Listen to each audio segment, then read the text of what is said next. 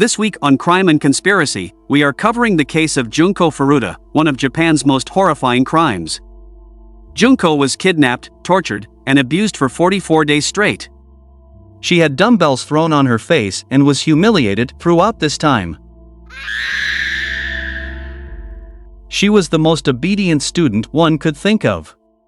But, despite her typical yet bright life, Junko became the target of school bullies. Among this group was Hiroshi Miyano, who developed feelings for Junko and expressed a desire for a physical relationship with her. However, when she declined his advances, Hiroshi, enraged and insulted, conspired with his Yakuza wannabe friends to seek revenge on Junko. They devised a plan to have one of their friends attack her, with Hiroshi later appearing as her savior. Once they gained her trust, they intended to manipulate her and take her wherever they pleased. Junko Furuta was just 17 years old when she was raped and beaten by 4 teenage boys in the 1980s in Japan. Keep watching to see the terrible details of what they did to her and how they did it.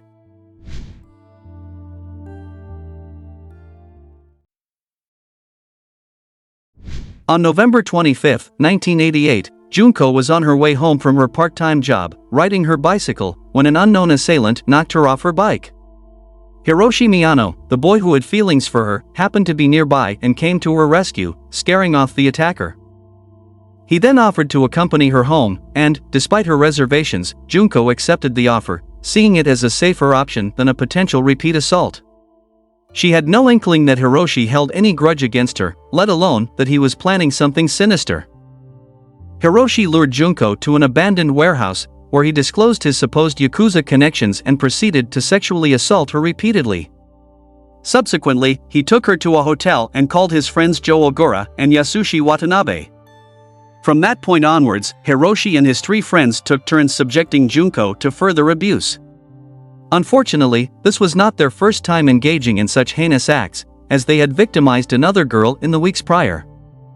They decided that they couldn't simply release Junko, fearing that she might report the crimes to the police. The following morning, Hiroshi took Junko to a nearby park where they met Joe, Yasushi, and another individual, Nobuharu Minato. At this location, they managed to obtain Junko's home address and used it as a means of intimidation, making it clear that they would harm her entire family if she attempted to escape. These 4 teenage boys then transported her to Minato's parents' residence, where they continued their brutal assaults. For the subsequent 44 days, Junko remained a captive in this horrifying situation. By the 3rd day of her disappearance, Junko's concerned parents were actively working with the police to locate her. Anticipating this response, her captors coerced her into making a call to her parents, during which she falsely claimed to have run away and to be staying with a friend, safe and unharmed. She was compelled to request her mother to halt any further investigation into her whereabouts. The captors confined Junko to a bedroom, coercing her into posing as one of the boys' girlfriends. It didn't take long for her parents to realize that this was a deceitful ruse. Eventually, they dropped the whole girlfriend act altogether, as it was very clear that they weren't going to get in any trouble. Upon reaching the house, the boys subjected Junko to horrific physical abuse and sexual assault multiple times each day, often taking turns. They took perverse pride in their actions, frequently boasting to their acquaintances about having a woman at their disposal. In the initial days, they invited numerous friends over to exploit her, with at least 30 of them sexually assaulting her, and approximately 100 others being aware of her captivity. Shockingly, even women were brought in to witness this situation, and one young girl was even allowed to visit and mark Junko's face with a pin. By the 7th day, Junko had been completely dehumanized. She was constantly naked, enduring incessant beatings and humiliation. They would even lock her in a freezer for extended periods when they grew bored, only taking her out when they wished to subject her to further assault.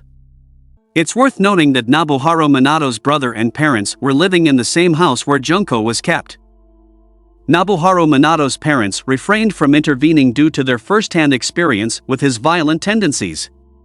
They were also well aware of his Yakuza connections and feared potential retaliation. Regrettably, they were more concerned about maintaining their reputation in the community than the horrific suffering happening in their own home. After approximately 10 days of relentless torment, Junko's body began to deteriorate. She had accumulated so much blood in her sinuses that she could no longer breathe through her nose. Her digestive system was also starting to reject food and water, causing her to vomit when she attempted to consume anything. This, in turn, led to severe dehydration, with her attackers responding to her vomiting by subjecting her to even more beatings, creating a vicious cycle. As the nights grew colder, she was forced to sleep on the house's balcony in extreme temperatures, sometimes nearing or falling below freezing. One of the men brought in by the attackers eventually disclosed information about Junko's captivity to someone else, leading to his brother contacting the police. 2 officers were sent to investigate the Minato household. When Minato's parents were confronted by the police and informed about the situation, they callously denied the presence of any girl in the house. The police accepted their response at face value, expressed gratitude, and left without making any effort to validate the information or inspect the details. Junko's physical condition had deteriorated to a horrifying extent. Her legs had been doused with lighter fluid and set on fire, causing severe burns and leaving her with substantial muscle damage. Her hands were rendered nearly useless, as they had been brutally smashed with dumbbells, crushing her bones and shattering her fingernails. In addition to these grievous injuries, she could no longer walk. One night, as her captors became excessively intoxicated and unruly, Junko seized an opportunity to escape. She painstakingly crawled down the stairs from the bedroom and reached the downstairs phone.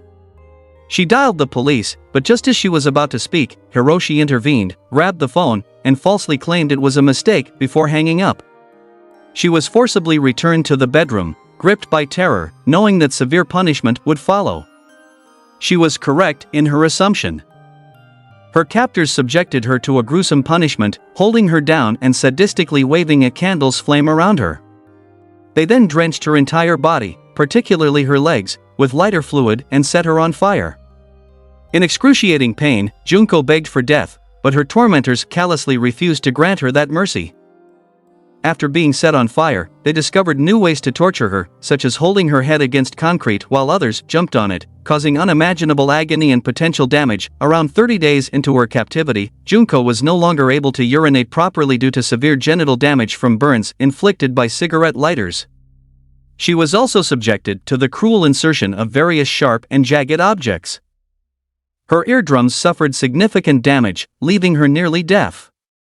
Her hands and feet were so incapacitated that she could hardly move, and even crawling to the bathroom took her over an hour. A later report revealed a significant reduction in Junko's brain size, and her horrific appearance no longer held any appeal for her tormentors.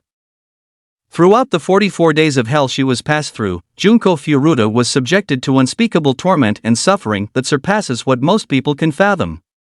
Some of the horrifying acts inflicted upon her included enduring repeated rapes, day and night, in all her bodily orifices.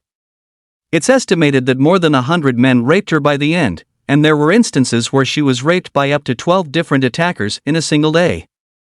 She was consistently forced to remain naked, required to engage in self-degrading acts in front of her tormentors for their sick amusement, and physically beaten every single day. The beatings involved the use of golf clubs, iron rods, bamboo sticks, and various other objects. Junko was provided with only the bare minimum of food and water, and at times, she was even forced to consume cockroaches and drink urine. Her tormentors subjected her to further brutality by placing fireworks into her bodily orifices, causing severe burns and lasting damage. She was tied flat on the floor and had dumbbells dropped onto her body, with the drops on her abdomen being so forceful that they caused her to lose control of her bowels. In addition, she was hung from the ceiling and used as a punching bag. By the end of this horrifying ordeal, her physical appearance was unrecognizable, with her body severely damaged. She smelled as if she were already rotting. She bled continuously from her genitals, gasping for breath and desiring death. Due to the heavy accumulation of blood in her sinuses, Junko awoke on day 40, January 1st, alone and facing New Year's Day. Her condition left her completely immobilized, spending the day pleading for her demise. 3 days later, on January 4th, the boys challenged Junko to a game of mahjong solitaire and forced her to play. Remarkably, even in her dire condition, she managed to win the game. This infuriated her captors, resulting in a brutal beating with an iron barbell. They then doused her arms, legs, stomach, and face with lighter fluid, even pouring it into her eyes. Subsequently, they ignited her, and despite her feeble attempts to extinguish the flames, she lacked the strength to do so. This final act of torture lasted an excruciating 2 hours. Already in a horrific state, Junko went into shock and passed away the following day. Within 24 hours, Minato's brother called him to inform him of Junko's death. The boys panicked, fearing life or even death sentences. They decided to put Junko's body in a 55-gallon oil drum, filling it to the top with concrete, but they overlooked a small strand of her long hair protruding from the concrete. They disposed of the barrel at a construction site in Koto, Tokyo, believing the police would be unable to trace the crime back to them due to a lack of evidence. However, Hiroshi was arrested the following week for the rape of another woman. During questioning, he became confused and mistakenly believed the police were discussing Junko's case due to its similarity to the current investigation. Thinking one of the other boys had already confessed, he disclosed crucial information. Realizing his error, it was too late, and he revealed the location where they had concealed Junko's body. Joe Ogura, who had already been arrested for an unrelated sexual assault, was swiftly apprehended in connection to Junko's case as well. In the following days, the other boys were arrested, and the drum containing Junko's remains was eventually opened. The concrete was broken apart, revealing Junko's body in a nightmarish and horrifying condition. Her family was notified, and her mother, upon seeing her, fainted and required long-term care in a psychiatric hospital. An autopsy on Junko uncovered the true extent of the horrors she had endured, with small bottles found still lodged in her rectal cavity. Shockingly, it was also revealed that she had been pregnant, although her uterus had suffered severe damage. Her face was so disfigured that her identification had to be confirmed through her fingerprints. All 4 individuals responsible for this heinous crime were apprehended and brought to trial. They faced charges of causing bodily injury resulting in death. In Japan, the juvenile court system places a stronger emphasis on rehabilitation rather than punishment for young offenders. As a result, juvenile offenders often receive relatively lenient sentences. Hiroshi was sentenced to 20 years in prison, Minato received a 5 to 7 year sentence, Watanabe was sentenced to 9 years, and Joe received an 8-year sentence. If you found this video informative, please consider liking it, and don't forget to subscribe.